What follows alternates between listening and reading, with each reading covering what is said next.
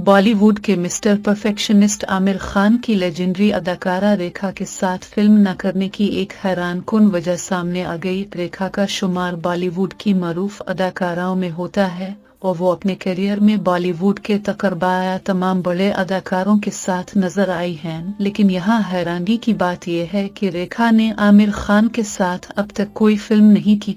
भारतीय media reports के मुताबिक आमिर खान ने अदाकारा रेखा के साथ काम न करने की वजह यह बताई है कि अन्ना और रेखा का रवैया पसंद नहीं है। जिस तरह से रेखा शूटिंग के दौरान अपने साथी अदाकारों और दीगर अमले के साथ रवैया इख्तियार करती हैं, वो आमिर खान को बिल्कुल पसंद नहीं है और यही वजह है कि उन्होंने आज तक रेखा के साथ किसी फिल्म में काम नहीं किया। मीडिया रिपोर्ट्स के मुताबिक रेखा ने अदाकार आमिर खान के वालिद ताहिर हुसैन के साथ काम किया था और अलीफस फिल्म की